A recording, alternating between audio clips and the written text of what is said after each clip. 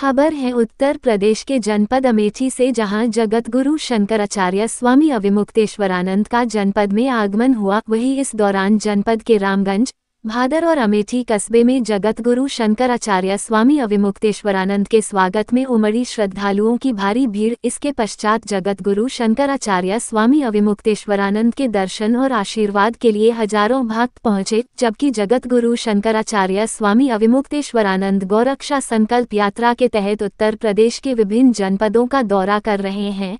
जनपद अमेठी में जगह जगह जगतगुरु शंकराचार्य स्वामी अविमुक्तेश्वरानंद का फूल मालाओं और जयघोष के साथ अभिनंदन हुआ, जबकि इस दौरान जगतगुरु शंकराचार्य स्वामी अविमुक्तेश्वरानंद के आगमन से श्रद्धालुओं में देखने को मिला धार्मिक माहौल।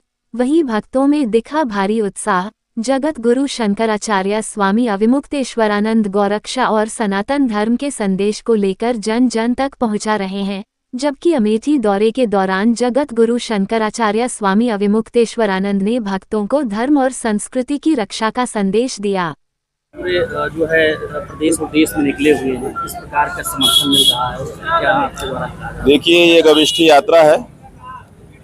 इस यात्रा के माध्यम से हमारी गौ माता के प्राण और उनकी प्रतिष्ठा की रक्षा के लिए अलग जगाने के उद्देश्य से हम गोरखपुर से निकले हैं। उत्तर प्रदेश की सभी विधानसभा क्षेत्रों में जाते हुए वहां के लोगों को इस कार्य के लिए प्रेरित करते हुए बढ़ रहे हैं।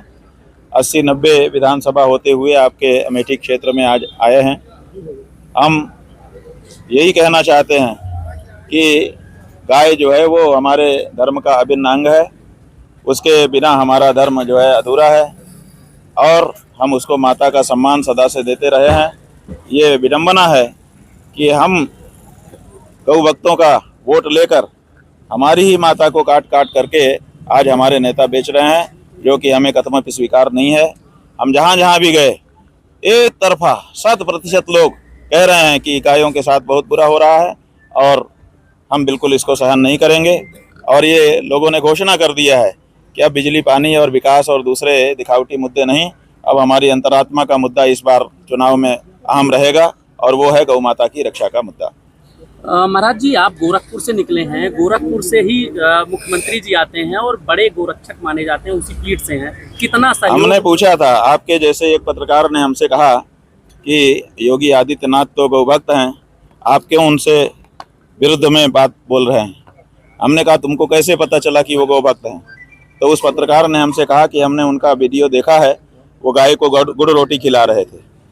वो गौशाला उनकी स्वयं के मठ की गौशाला है, उसमें गायों के ऊपर जा करके हाथ फेरते हैं। तो हमने कहा कि इसके लिए मुख्यमंत्री बनने की ज़रूरत है। बिना मुख्यमंत्री बने क्या कोई गुड़ रोटी नहीं खिला सकता? बिना मुख्यमंत्री बने क्या कोई गाय के ऊपर जा कर के हाथ नहीं फेर सकता, गौशाला नहीं खोल सकता?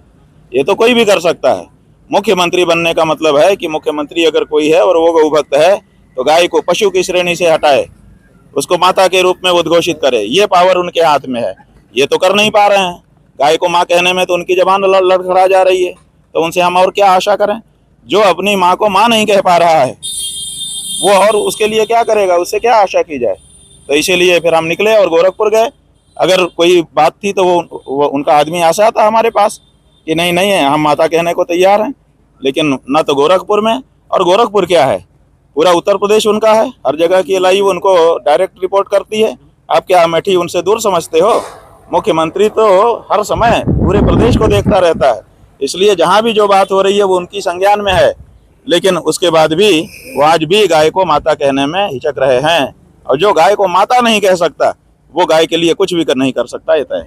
महाराज जी, अरबों रुपए जो है हर साल गौशालाओं में सरकार की खर्च हो रही है। बात यह है कि सरकार गौशालाओं के लिए खर्च कर रही है। पहली बात तो यह है कि पिछले 8 सालों में उन्होंने कितना बजट दिया वो देखिए। और अब जब गौ माता का आंदोलन चल रहा है तो 2000 करोड़ निकाले हैं उन्होंने गौ माता के लिए।